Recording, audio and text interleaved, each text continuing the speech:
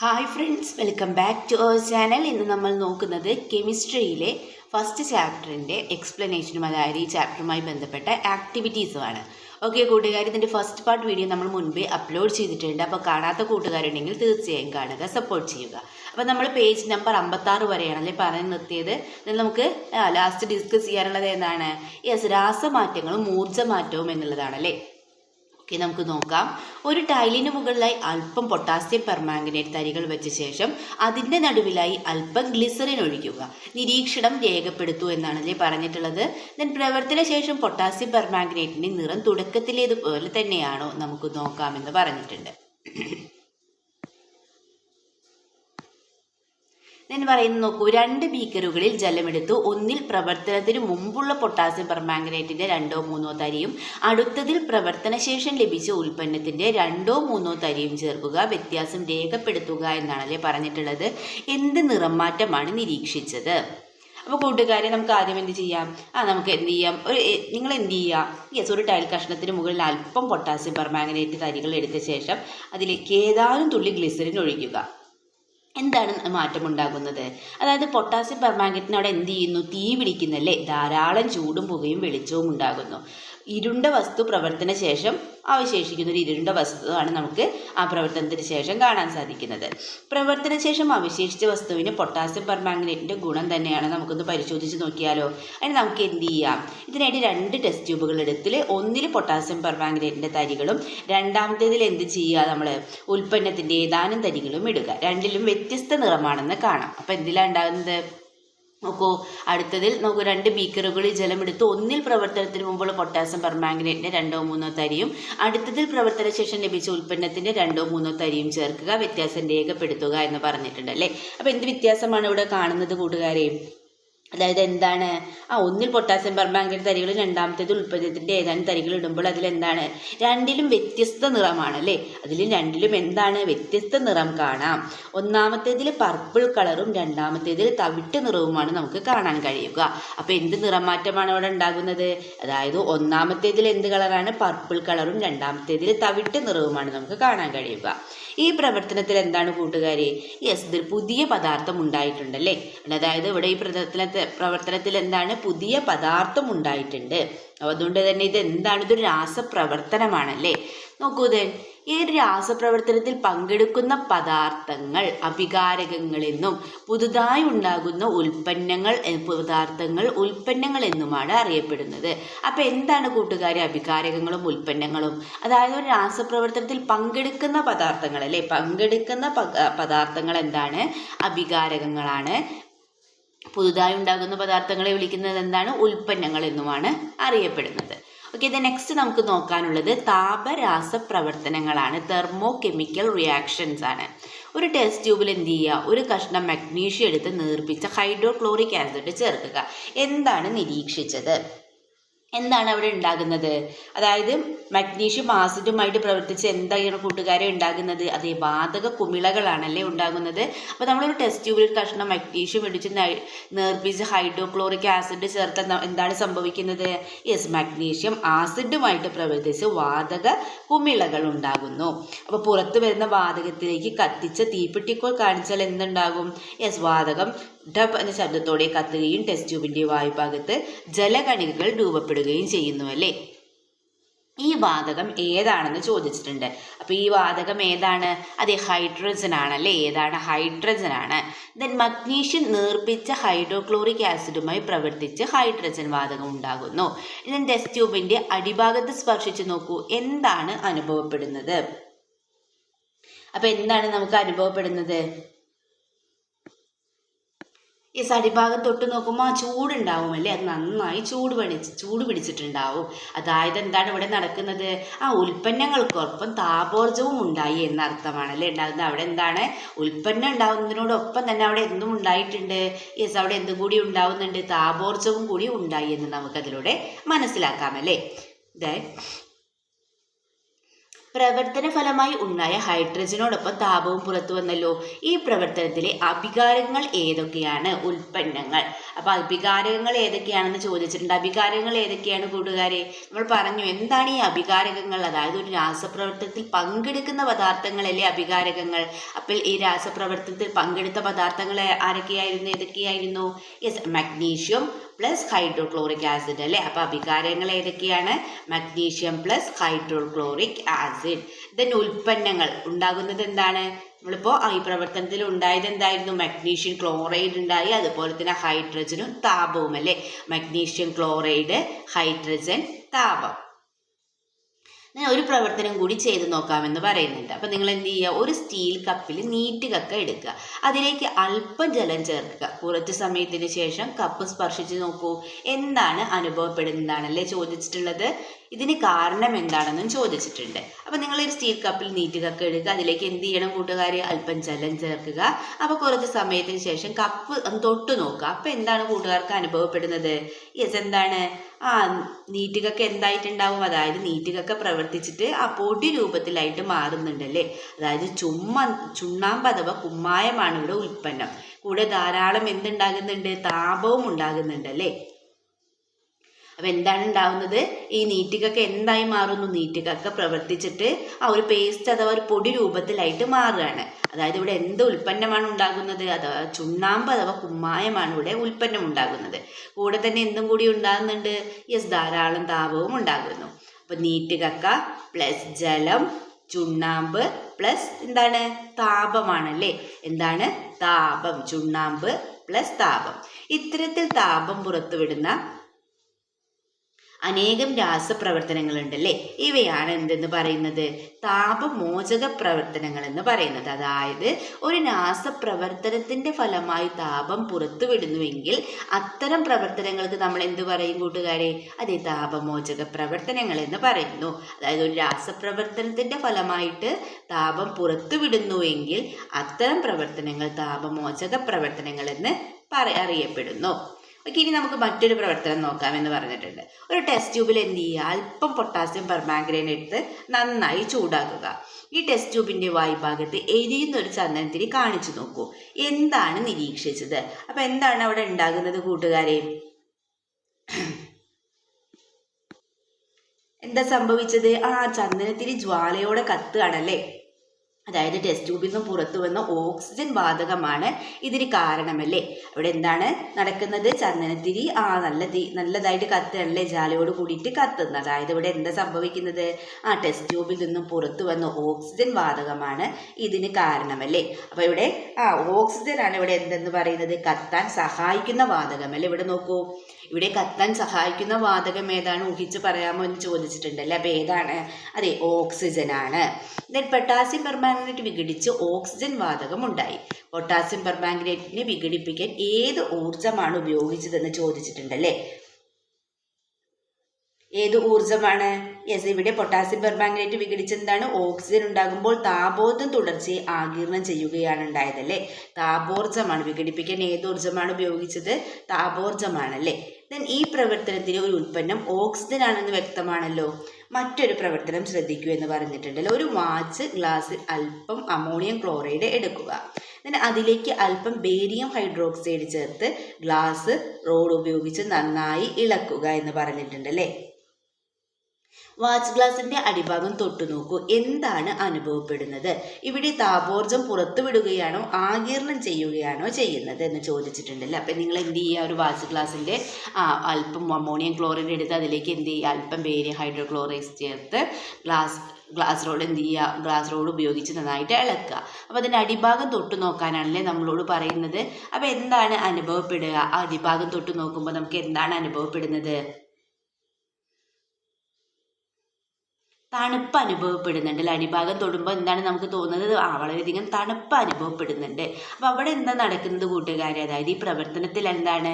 താപോർജ്ജം ആഗിരണം ചെയ്യുകയാണല്ലേ. താപോർജ്ജം പുറത്ത് വിടുകയല്ല ഇവിടെ ചെയ്യുന്നത്. അവിടെ എന്താ നടക്കുന്നത്? താപോർജ്ജം ആഗിരണം ചെയ്യുകയാണ് ചെയ്യുന്നത്. അതായത് വാച്ചിൻ്റെ ഗ്ലാസിൻ്റെ അടിഭാഗം തൊട്ട് നോക്കുമ്പോൾ എന്താണ് അവിടെ അനുഭവപ്പെടുന്നത്? നമുക്ക് തണുപ്പാണല്ലേ. അവിടെ ഇപ്പോൾ എന്താ സംഭവിക്കുന്നത്? താപോർജ്ജം പുറത്ത് വിടുകയല്ല, അവിടെ എന്താണ്? താപോർജ്ജം ആഗിരണം ചെയ്യുകയാണ് ചെയ്യുന്നത്. നോക്കൂ, രാസപ്രവർത്തനങ്ങളിൽ താപോർജ്ജം ആഗിരണം ചെയ്യപ്പെടുന്നുവെങ്കിൽ അത്തരം പ്രവർത്തനങ്ങളെ നമ്മൾ എന്താ വിളിക്കുന്നത്? താപാകിരണ പ്രവർത്തനങ്ങൾ എന്നറിയപ്പെടുന്നു. അതായത് രാസപ്രവർത്തനങ്ങളിൽ താപോർജ്ജം ആഗിരണം ചെയ്യപ്പെടുന്നുവെങ്കിൽ അത്തരം പ്രവർത്തനങ്ങളെ എന്ത് പറയുന്നു?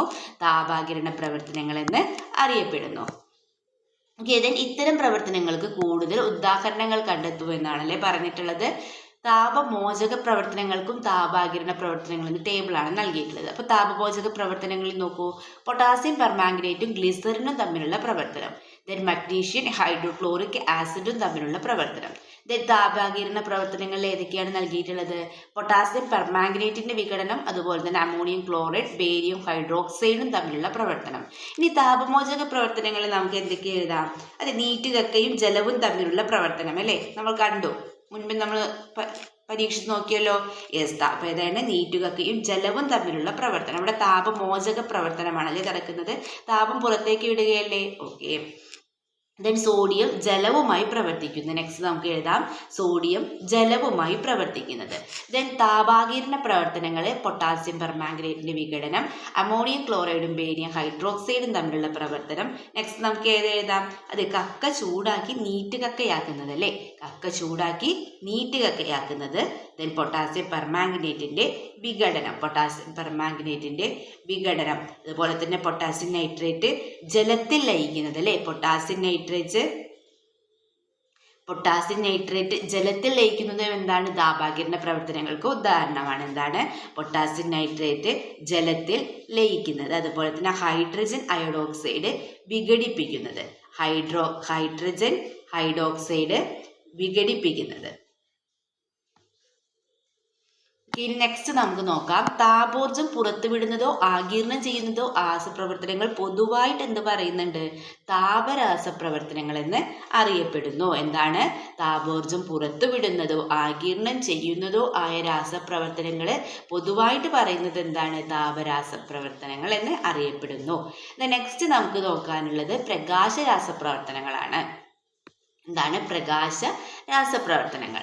നെക്സ്റ്റ് നോക്കാം. നമുക്ക് ഒരു വാച്ച് ഗ്ലാസ്സിൽ അല്പം സിൽവർ നൈട്രേറ്റ് ലായനി എടുത്ത് എന്ത് ചെയ്യുക? അതിലേക്ക് സോഡിയം ക്ലോറൈഡ് ലായനി ചേർക്കുക. ഉണ്ടാകുന്ന ഉൽപ്പന്നം 2 കഷ്ണം പഞ്ഞിയിൽ മുക്കി ഒന്ന് കറുത്ത കടലാസിൽ പൊതിഞ്ഞതും മറ്റേത് തുറന്നു വയ്ക്കുക. അല്പസമയത്തിന് ശേഷം നിങ്ങളുടെ നിരീക്ഷണം രേഖപ്പെടുത്തുക എന്നാണല്ലേ പറഞ്ഞിട്ടുള്ളത്. അതായത് ഒരു വാച്ച് ഗ്ലാസ്സിൽ അല്പം സിൽവർ നൈട്രേറ്റ് ലായനി എടുത്ത് അതിലേക്ക് എന്ത് ചെയ്യുക? നിങ്ങൾ സോഡിയം ക്ലോറൈഡ് ലായനി ചേർക്കുക. ഉണ്ടാകുന്ന ഉൽപ്പന്നം എന്ത് ചെയ്യുക? 2 കഷ്ണം പഞ്ഞിയിൽ മുക്കി ഒന്ന് കറുത്ത കടലാസിൽ പൊതിഞ്ഞു മറ്റേത് തുറന്നും വെക്കുക അല്ലേ. അപ്പൊ എന്താണ് സംഭവിക്കുന്നത്? അപ്പൊ എന്താണ് കൂട്ടുകാരി സംഭവിക്കുന്നത്? അതായത് വെളിച്ചത്തിൽ വെച്ചിരിക്കുന്നത് എന്ത് ചെയ്യുന്നു? തുറന്നു വെച്ചിരിക്കുന്നത് പഞ്ഞി കറുത്ത് ഇരുണ്ടു പോവുകയാണല്ലേ ചെയ്യുന്നത്. അതായത് വെളിച്ചത്തിൽ വെച്ചിരിക്കുന്ന, അതായത് തുറന്നു വെച്ചിരിക്കുന്ന പഞ്ഞി എന്താകുന്നു? കറുത്ത് പോകുന്നു, അതായത് ഇരുണ്ട നിറത്തിൽ അതാകുന്നു അല്ലേ. അതിനുള്ള കാരണം എന്താണ് കൂട്ടുകാരെ? എന്താണ് അതിനുള്ള കാരണം? ഈ ഊർജ്ജ രൂപത്തിന് ഏത് ഊർജ്ജ രൂപമാണ് നിറം മാറ്റത്തിന് കാരണം എന്ന് ചോദിച്ചിട്ടുണ്ടല്ലേ. അപ്പൊ ഏത് ഊർജ്ജമാറ്റമാണ്? അതായത് ഇവിടെ എന്താ സംഭവിക്കുന്നത്? സിൽവർ നൈട്രേറ്റും സോഡിയം ക്ലോറൈഡും പ്രവർത്തിച്ചുണ്ടായ സിൽവർ ക്ലോറൈഡ് പ്രകാശം ആഗിരണം ചെയ്തിട്ട് എന്ത് ചെയ്യാണ്? വിഘടിച്ച് സിൽവർ ആയതാണ് തുറന്നു വെച്ച പഞ്ഞി കറുത്ത നിറമാകാനുള്ള കാരണമല്ലേ. എന്താണ്? അതായത് ഇവിടെ സിൽവർ നൈട്രേറ്റും സോഡിയം ക്ലോറൈഡും പ്രവർത്തിച്ചുണ്ടായിട്ട് സിൽവർ ക്ലോറൈഡ് പ്രകാശം ആഗിരണം ചെയ്ത് വിഘടിച്ച് സിൽവർ ആയതാണ് ഇവിടെ തുറന്നു വെച്ച പഞ്ഞി കറുത്ത നിറമാകാനുള്ള കാരണം. അതായത് silver chloride then silver plus chlorine അല്ലേ, പ്രകാശം. സിൽവർ ക്ലോറൈഡ് പ്രകാശം, ദെൻ സിൽവർ പ്ലസ് ക്ലോറിൻ. പ്രകാശ സംശ്ലേഷണം അഥവാ ഫോട്ടോസിന്തസിസ് ആണ് അല്ലെ. ചിത്രം 4.2 ഏത് തരം പ്രവർത്തനത്തെയാണ് സൂചിപ്പിക്കുന്നതെന്ന് ചോദിച്ചിട്ടുണ്ട് അല്ലേ.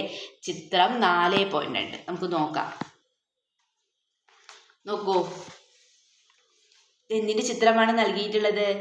പ്രകാശ സംശ്ലേഷണത്തിന്റെ ചിത്രമാണല്ലേ.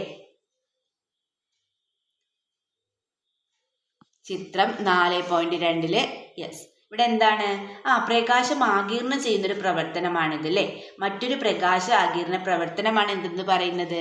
യെസ്, പ്രകാശ സംശ്ലേഷണം അല്ലേ? അതായത് ഇവിടെ എന്താണ്? ഇവിടെ എന്താ കാണാൻ നമുക്ക് സാധിക്കുന്നത്? ചിത്രം 4.2 പ്രകാശം ആഗിരണം ചെയ്യുന്നൊരു പ്രവർത്തനമാണല്ലേ? പ്രകാശം ആഗിരണം ചെയ്യുന്നൊരു പ്രവർത്തനമാണ്, അതായത് പ്രകാശ സംശ്ലേഷണമാണ് അല്ലെ? ആഗിരണ പ്രവർത്തനം, മറ്റൊരു പ്രകാശ ആഗിരണ പ്രവർത്തനം എന്താണ് കൂട്ടുകാരെ? യെസ്, പ്രകാശ സംശ്ലേഷണം. ദെൻ ഇവിടെ അഭികാരങ്ങൾ ഏതൊക്കെയാണെന്ന് ചോദിച്ചിട്ടുണ്ട് അല്ലേ? ഉൽപ്പന്നങ്ങളോ എന്ന് ചോദിച്ചിട്ടുണ്ട്. അതായത് കാർബൺ ഡൈ ഓക്സൈഡും ജലവും പ്രകാശ സംശ്ലേഷണത്തിൽ അഭികാരങ്ങളാണ് അല്ലേ? അപ്പോൾ ഇവിടെ ഏതൊക്കെയാണ്? കാർബൺ ഡൈ ഓക്സൈഡും ജലവുമാണ്. അപ്പോൾ ഏതാണ് അഭികാരങ്ങൾ? ഏതൊക്കെയാണ്? കാർബൺ ഡൈ ഓക്സൈഡും ജലവും. ഇനി സൂര്യപ്രകാശം ആഗിരണം ചെയ്ത് ഇവ എന്തായിട്ട് മാറുന്നുണ്ട്? യെസ്, ഗ്ലൂക്കോസും ഓക്സിജനുമായി മാറുന്നു. ഈ ഗ്ലൂക്കോസ് എന്താണ്? അന്നജമായിട്ട് മാറിയിട്ട് സസ്യഭാഗങ്ങളിൽ ശേഖരിക്കപ്പെടുന്നു അല്ലേ? അപ്പോൾ ജലം പ്ലസ് കാർബൺ ഡൈ ഓക്സൈഡ്, സൂര്യപ്രകാശം, ദെൻ ഗ്ലൂക്കോസ് പ്ലസ് ഓക്സിജൻ അല്ലേ? ഈ പ്രക്രിയയിൽ എന്താണ്? പ്രകാശോർജം എന്തായിട്ട് മാറുന്നുണ്ട്? യെസ്, രാസോർജമായിട്ട് മാറുന്നുണ്ട്. പ്രകാശോർജം എന്തായി മാറുന്നു? യെസ്, രാസോർജമായിട്ട് മാറുന്നു. ഇവിടെ ഉൽപ്പാദിപ്പിക്കപ്പെടുന്ന ഗ്ലൂക്കോസ് ആണ് അന്നജമായിട്ട് സസ്യഭാഗങ്ങളിൽ ഭൂമിയിലെ ജീവന്റെ നിലനിൽപ്പിന് തന്നെ കാരണമാകുന്ന പ്രവർത്തനമാണല്ലോ പ്രകാശ സംശ്ലേഷണം അല്ലേ കൂട്ടുകാരെ? നമ്മൾ ചെറിയ ക്ലാസ്സുകൾ പഠിച്ചിട്ടുണ്ട് അല്ലേ? ദെൻ പ്രകാശ സംശ്ലേഷണത്തിൽ ഏത് ഊർജമാണ് ആഗിരണം ചെയ്യപ്പെടുന്നതെന്ന് ചോദിച്ചിട്ടുണ്ടല്ലേ? സൂര്യപ്രകാശമല്ലേ? സൂര്യപ്രകാശം ആഗിരണം ചെയ്ത് എന്തായി മാറുന്നു? യെസ്, ഗ്ലൂക്കോസും ഓക്സിജനായി മാറുന്നു. ഈ ഗ്ലൂക്കോസ് ആണ് പിന്നീട് എന്തായി മാറുന്നത്? യെസ്, അന്നജമായിട്ട് മാറിയിട്ട് സസ്യഭാഗങ്ങളിൽ ശേഖരിക്കപ്പെടുന്നു. ഈ പ്രക്രിയയിൽ പ്രകാശോർജം എന്തായിട്ട് മാറുന്നുണ്ട് നമ്മൾ പറഞ്ഞു? യെസ്, രാസോർജമായിട്ട് മാറുന്നുണ്ട്. നാം ഇപ്പോൾ പരിചയപ്പെട്ട രണ്ട് പ്രവർത്തനങ്ങളിലും പ്രകാശോർജമാണ് ആഗിരണം ചെയ്തത്. പ്രകാശം പുറത്തുവിടുന്ന രാസപ്രവർത്തനങ്ങൾക്ക് നിങ്ങൾക്ക് പരിചയമുണ്ടോ? നോക്കൂ, മിന്നാമിനുങ്ങ് മിന്നുന്ന് കണ്ടിട്ടില്ലേ? എങ്ങനെയാണ് മിന്നാമിനുങ്ങ് പ്രകാശം പുറപ്പെടുവിക്കുന്നത് എന്നാണല്ലേ ചോദിച്ചിട്ടുള്ളത്. അതായത് നോക്കൂ, മിന്നാമിനുങ്ങിന്റെ ശരീരത്തിലെ ലൂസിഫറസ് എന്ന എൻസൈമത്തിന്റെ സഹായത്തോടെ ലൂസിഫറിൻ എന്ന രാസവസ്തു അൾട്രാവയലറ്റ് രശ്മികളെ ആഗിരണം ചെയ്ത് ദൃശ്യപ്രകാശം പുറത്തുവിടുന്നു. ഈ പ്രതിഭാസം എന്താണ് അറിയപ്പെടുന്നത്? ജൈവദീപ്തി. എന്താണ് ഈ പ്രതിഭാസം അറിയപ്പെടുന്നത്? ജൈവദീപ്തി എന്നാണ് അറിയപ്പെടുന്നത്. ശരീരത്തിൽ പ്രവേശിക്കുന്ന ഓക്സിജന്റെ അളവ് നിയന്ത്രിച്ച് പ്രകാശ തീവ്രത വ്യത്യാസപ്പെടുത്താൻ മിന്നാമിനുങ്ങിന് കഴിയും. ചിലയിനം കടൽ ജീവികളും പുഴുക്കളും ജൈവദീപ്തി പ്രദർശിപ്പിക്കാറുണ്ട്. ഈ പ്രവർത്തനത്തിൽ പ്രകാശോർജം പുറത്തുവിടുകയാണ് ചെയ്യുന്നത്. ഓക്കെ, എന്നാൽ പ്രകാശോർജം ആഗിരണം ചെയ്യുകയോ പുറത്തുവിടുകയോ ചെയ്യുന്ന രാസപ്രവർത്തനങ്ങളെ നമ്മൾ എന്തു പറയുന്നു? യെസ്, പ്രകാശ രാസപ്രവർത്തനങ്ങൾ എന്ന് പറയുന്നു. അപ്പോൾ പ്രകാശം ആഗിരണം ചെയ്യുകയോ പുറത്തുവിടുകയോ ചെയ്യുന്ന രാസപ്രവർത്തനങ്ങളെ നമ്മൾ എന്താ പറയുന്നത്? യെസ്, പ്രകാശ രാസപ്രവർത്തനങ്ങൾ എന്ന് പറയുന്നു.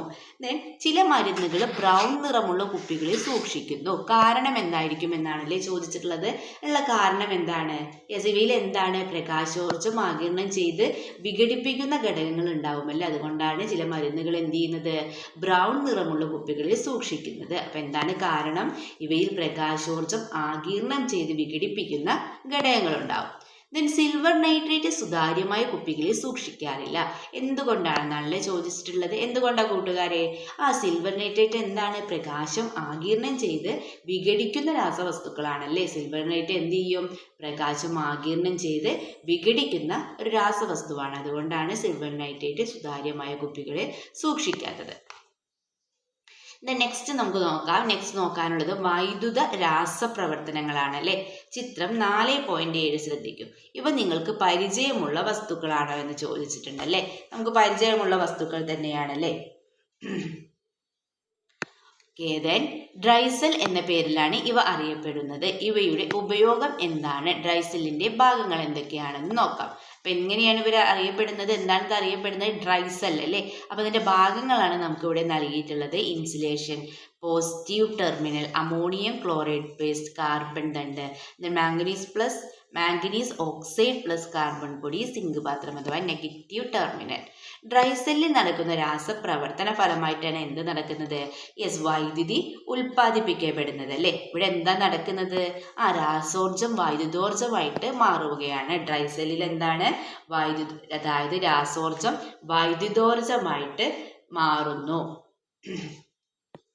ഒരു പ്രവർത്തനം ചെയ്ത് നോക്കാം. ഒരു ബീക്കറിൽ ഗാഢ ഉപ്പുലായനി അഥവാ സോഡിയം ക്ലോറൈഡ് എടുക്കുക. അതിൽ 3-4 തുള്ളി ഫിനോഫ്തലിൻ ചേർക്കുക. ഒരു ബാറ്ററിയുടെ ധ്രുവങ്ങളുമായി ബന്ധിപ്പിച്ച ചെമ്പ് കമ്പികളുടെ അഗ്രങ്ങൾ എന്ത് ചെയ്യുക? ലായനിയിൽ മുക്കി വെക്കുക. ചിത്രം 4 നോക്കൂ. എന്താണ് നിരീക്ഷണം എന്ന് ചോദിച്ചിട്ടുണ്ടല്ലേ. ഇവിടെ എന്താ സംഭവിക്കുന്നത്? ചെമ്പ് കമ്പുകൾക്ക് സമീപം എന്തുണ്ടാവുന്നു? വാതക കുമിളകൾ ഉണ്ടാകുന്നുണ്ടല്ലേ. ഇങ്ങനെ ചെയ്യുമ്പോൾ എന്താണ്? ചെമ്പ് കമ്പികൾക്ക് സമീപം എന്തുണ്ടാകുന്നു? വാതക കുമിളകൾ ഉണ്ടാകുന്നു. ലായനി ക്രമേണ പിന്നെ എന്തായി മാറും? പിങ്ക് നിറത്തിലേക്ക് മാറുന്നല്ലേ. ഇവിടെ രാസപ്രവർത്തനം നടന്ന് ചില വാതകങ്ങൾ ഉണ്ടാവുകയും ഒപ്പം സോഡിയം ക്ലോറൈഡിനും രാസമാറ്റം സംഭവിച്ച് ബേസിക് സ്വഭാവമുള്ള സോഡിയം ഹൈഡ്രോക്സൈഡ് ഉണ്ടാവുകയും ചെയ്യുന്നു. ഇതാണ് ഈ ലായനിയുടെ പിങ്ക് നിറത്തിനുള്ള കാരണമല്ലേ. അതായത് സോഡിയം ക്ലോറൈഡ് ലായനി വിഘടനം സംഭവിച്ച് സോഡിയം ഹൈഡ്രോക്സൈഡ് എന്ന ബേസ് കൂടി ഉൽപ്പന്നമായി ഉണ്ടാകുന്നു. ഇതാണ് ലായനിക്ക് പിങ്ക് നിറം നൽകിയത്. ഈ പ്രവർത്തനം നടക്കാൻ സഹായിച്ച ഊർജ്ജരൂപം ഏതാണെന്നാണല്ലേ ചോദിച്ചിട്ടുള്ളത്. ഇവിടെ ഏത് ഊർജ്ജമാണ്? വൈദ്യുതോർജ്ജം ആഗിരണം ചെയ്താണല്ലേ ഈ പ്രവർത്തനം നടത്തുന്നത്. വൈദ്യുതോർജ്ജം ആഗിരണം ചെയ്താണ് ഈ പ്രവർത്തനം നടത്തിയത്. ഇവിടെ വൈദ്യുതോർജ്ജം ആഗിരണം ചെയ്താണ് രാസപ്രവർത്തനം നടന്നത്. വൈദ്യുതോർജ്ജം ആഗിരണം ചെയ്ത ഒരു പദാർത്ഥം വിഘടനത്തിന് വിധേയമാകുന്ന രാസപ്രവർത്തനം എങ്ങനെയാണ് അറിയപ്പെടുന്നത്? വൈദ്യുത വിശ്ലേഷണം എന്നറിയപ്പെടുന്നു. എന്താണ്? വൈദ്യുതോർജ്ജം ആഗിരണം ചെയ്ത് ഒരു പദാർത്ഥം വിഘടനത്തിന് വിധേയമാകുന്ന രാസപ്രവർത്തനം എങ്ങനെയാണ് അറിയപ്പെടുന്നത്? വൈദ്യുത വിശ്ലേഷണം എന്ന് അറിയപ്പെടുന്നു. അല്പം ആസിഡ് ചേർത്ത ജലത്തിലൂടെ വൈദ്യുതി കടത്തിവിട്ടാൽ അത് ഹൈഡ്രജനും ഓക്സിജനുമായി വിഘടിക്കുന്നു. ജലം ഹൈഡ്രജൻ പ്ലസ് ഓക്സിജൻ അല്ലേ. ഇവിടെ എന്താ നടക്കുന്നത്? ഇവിടെ വൈദ്യുതോർജ്ജം ആഗിരണം ചെയ്താണ് എന്ത് ചെയ്യുന്നത്? ജലം വിഘടിക്കുന്നത്. അതായത് ഇത് എന്താണ്? ഇതൊരു വൈദ്യുത വിശ്ലേഷണ പ്രവർത്തനമാണ്. ഇവിടെ എന്താണ്? വൈദ്യുതോർജ്ജം ആഗിരണം ചെയ്ത് ഒരു പദാർത്ഥം വിഘടനത്തിന് വിധേയമാകുന്നുണ്ടല്ലോ. അപ്പൊ ഇതെന്താണ്? ഇതൊരു വൈദ്യുത വിശ്ലേഷണ പ്രവർത്തനമാണ്. ഇത്തരത്തിൽ ധാരാളം പ്രവർത്തനങ്ങൾ വൈദ്യുതോർജ്ജം ആഗിരണം ചെയ്ത് നടക്കാറുണ്ട്. എന്തൊക്കെയാണ് നോക്കൂ. സ്വർണം പൂശിയ ആഭരണങ്ങൾ, സ്പൂണുകൾ, വെള്ളി പൂശിയ അലങ്കാര വസ്തുക്കൾ തുടങ്ങിയവ കണ്ടിട്ടില്ലേ. ഇവ നിർമ്മിക്കുന്നത് എങ്ങനെയായിരിക്കും എന്നാണല്ലേ ചോദിച്ചിട്ടുള്ളത്. നമുക്കൊരു ഇരുമ്പ് വളയിൽ ചെമ്പ് പൂശിയാലോ. ശ്രദ്ധിക്കൂ. ചെമ്പ് തകിട്, ഇരുമ്പ് വള, കോപ്പർ സൾഫേറ്റ് ലായനി. ബീക്കറിൽ ഏതു ലായനിയാണ് എടുത്തിരിക്കുന്നത്? ബീക്കറിൽ ഏത് ലായനിയാണ് എടുത്തിരിക്കുന്നത് എന്നാണല്ലേ പറഞ്ഞിട്ടുള്ളത്. ഇതിൽ ഏത് ലായനിയാണ് എടുത്തിട്ടുള്ളത്? കോപ്പർ സൾഫേറ്റ് ലായനിയാണല്ലേ. ഏത് ലായനിയാണ്? Copper sulphate ലായനിയാണ്.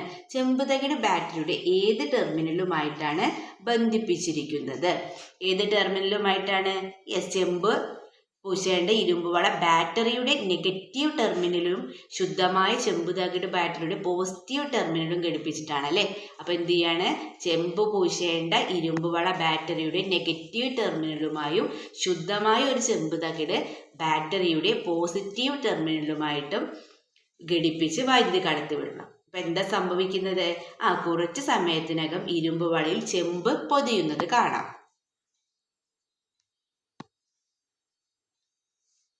സ്വിച്ച് ഓൺ ചെയ്യുമ്പോൾ വളയ്ക്കുമ്പോൾ ചെമ്പിന്റെ ചുവപ്പ് നിറം വരുന്നതായി കണ്ടല്ലോ. ചെമ്പിന് പകരം വെള്ളിയാണ് പൂശേണ്ടതെങ്കിൽ ഏത് ലോഹത്തകിടാണ് പോസിറ്റീവ് ടെർമിനലായി ഉപയോഗിക്കേണ്ടത്?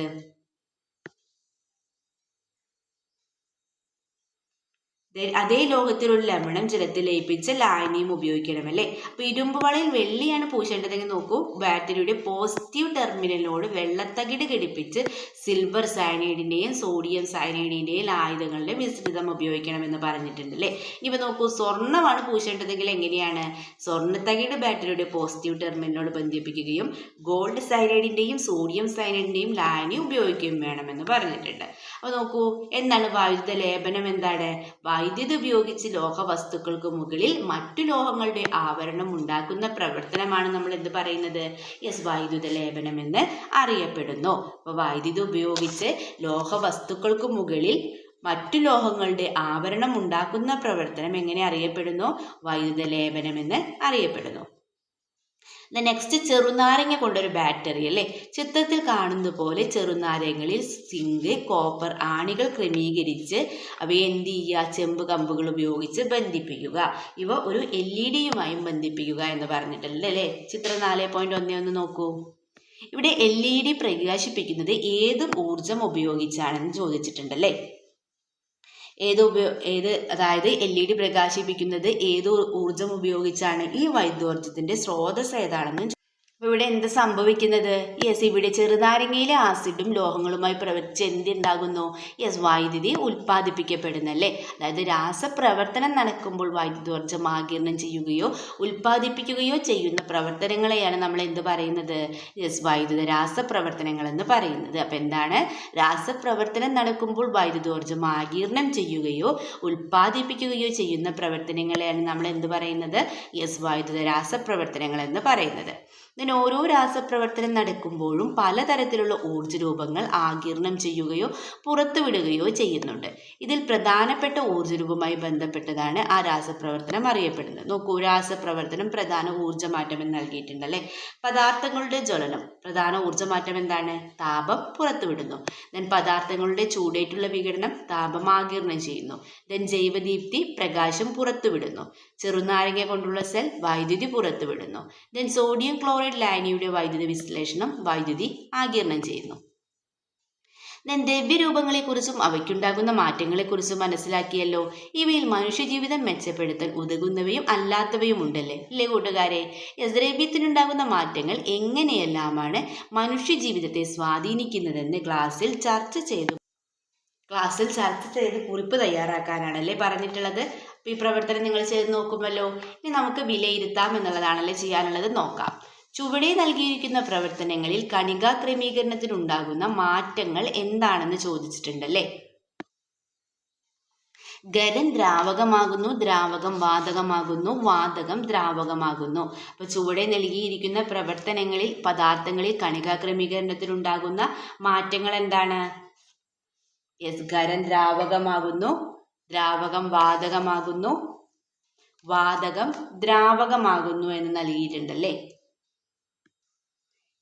കണികാ ക്രമീകരണത്തിലുണ്ടാകുന്ന മാറ്റങ്ങളാണ് അല്ലേ. ഫസ്റ്റ് നോക്കൂ, ഖരം ദ്രാവകമാകുന്നു. ഇവിടെ കണികകൾ എന്താണ്? കണികകൾ അകലുന്നു, ചലനം കൂടുന്നു അല്ലേ. ഖരം ദ്രാവകമാകുമ്പോൾ കണികകൾ അകലുന്നു, ചലനം കൂടുന്നു. ദ്രാവകം വാതകമാകുന്നു. അവിടെ എന്താണ് കണികകൾക്ക് സംഭവിക്കുന്നത്? കണികകൾ അകലുന്നു, അവിടെ എന്താണ്? ചലനം കൂടുന്നു അല്ലേ. വാതകം ദ്രാവകമാകുമ്പോൾ കണികകൾ അടുക്കുന്നു, ചലനം എന്താണ്? കുറയുന്നു അല്ലേ. ചലനം കുറയുന്നു. അപ്പോൾ ഖരം ദ്രാവകമാകുമ്പോൾ കണികകൾ അകലുന്നു, ചലനം കൂടുന്നു. ഖരം ദ്രാവകമാകുമ്പോൾ അവിടെ എന്ത് നടക്കുന്നു? കണികകൾ അകലുന്നു, ചലനം കൂടുന്നു. വാതകം ദ്രാവകമാകുന്നു, കണികകൾ അടുക്കുന്നു, ചലനം കുറയുന്നു. സെക്കൻഡ് ക്വസ്റ്റ്യൻ നോക്കൂ. തന്നിരിക്കുന്ന രാസപ്രവർത്തനങ്ങളിൽ പുറത്തുവിടുന്ന ഒരു ആഗിരണം ചെയ്യുന്ന പ്രധാന ഊർജ്ജ രൂപമേത്? ഇവ ഏത് തരം രാസപ്രവർത്തനമാണെന്ന് എഴുതുക എന്ന് പറഞ്ഞിട്ടുണ്ടല്ലേ. നോക്കൂ, അമോണിയം ക്ലോറൈഡും ബേരിയം ഹൈഡ്രോക്സൈഡും പ്രവർത്തിക്കുന്നു. ഇവിടെ എന്താണ് ചെയ്യുന്നത്? താപം ആഗിരണം ചെയ്യുകയാണല്ലേ. അതായത് ഇവിടെ എന്താണ്? താപരാസപ്രവർത്തനമാണ്. താപം ആഗിരണം ചെയ്യുന്നു. താപരാസപ്രവർത്തനം ഏത് രാസപ്രവർത്തനമാണെന്ന് എഴുതാനും പറഞ്ഞിട്ടുണ്ടല്ലേ. ആഗിരണം അഥവാ പുറത്തുവിടുന്ന ഊർജ്ജരൂപം ഏതാണ്? ഇവിടെ താപമാണല്ലേ ആഗിരണം ചെയ്യുന്നത്. രാസപ്രവർത്തനം ഏതാണ്? താപരാസപ്രവർത്തനം. ഇരുമ്പ് വളയിൽ ചെമ്പ് പൂശുന്നു. അവിടെ എന്താ നടക്കുന്നത്? വൈദ്യുതി ആഗിരണം ചെയ്യുന്നല്ലേ. അപ്പോൾ രാസപ്രവർത്തനം ഏതാണ്? വൈദ്യുത രാസപ്രവർത്തനം. മിന്നാമിനുങ്ങ് മിന്നുന്നു. അതെന്താണ്? പ്രകാശം പുറത്തുവിടുകയാണല്ലേ ചെയ്യുന്നത്. അവിടെ എന്താ നടക്കുന്നത്? രാസപ്രവർത്തനം പ്രകാശ രാസപ്രവർത്തനം. പൊട്ടാസ്യം പെർമാംഗനേറ്റ് വിഘടിക്കുമ്പോൾ പ്രകാശം പുറത്തുവിടുന്നു, പ്രകാശ രാസപ്രവർത്തനമാണ്. ചെറുനാരങ്ങ ഉപയോഗിച്ച് LED പ്രകാശിപ്പിക്കുന്നു. അപ്പോൾ ഇവിടെ എന്താണ്? താപം ആഗിരണം ചെയ്യുന്നു, താപ രാസപ്രവർത്തനമാണല്ലേ.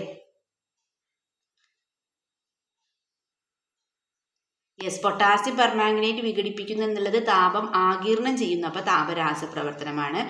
ചെറുനാരങ്ങ ഉപയോഗിച്ച് LED പ്രകാശിപ്പിക്കുന്നു, വൈദ്യുതി പുറത്തുവിടുന്നു, വൈദ്യുത രാസപ്രവർത്തനമാണ്. അപ്പോൾ എന്താണ്? താപം ആഗിരണം ചെയ്യുന്നു, താപരാസപ്രവർത്തനം. B വൈദ്യുതി ആഗിരണം ചെയ്യുന്നു, വൈദ്യുത രാസപ്രവർത്തനം. മിന്നാമിനുങ്ങ് പിന്നുള്ളത് എന്താണ്? പ്രകാശം പുറത്തുവിടുന്നു, പ്രകാശ രാസപ്രവർത്തനം. D പൊട്ടാസ്യം പെർമാംഗനേറ്റ് വിഘടിക്കുന്നു, താപം ആഗിരണം ചെയ്യുന്നു, താപരാസപ്രവർത്തനം. ചെറുനാരങ്ങ ഉപയോഗിച്ച് LED പ്രകാശിക്കുന്നു, വൈദ്യുതി പുറത്തുവിടുന്നു, വൈദ്യുത രാസപ്രവർത്തനമാണ്. മൂന്നാമത്തെ ചോദ്യം നോക്കാം നമുക്ക്. ഈർപ്പരഹിതമായ ടെസ്റ്റ് ട്യൂബിൽ അല്പം പൊട്ടാസ്യം പെർമാംഗനേറ്റ് തരികളെടുത്ത് ചൂടാകുന്നു. ടെസ്റ്റ് ട്യൂബിന്റെ വായുഭാഗത്ത് ഒരു എരിയുന്ന ചന്ദനത്തിരി കൊണ്ടുവരുന്നു. എന്താണ് നിരീക്ഷിക്കുന്നത് എന്നാണല്ലേ ചോദിച്ചിട്ടുള്ളത്. എന്താണ് ഉണ്ടാവുന്നത്? നമ്മൾ പറഞ്ഞു എന്തായിരുന്നു?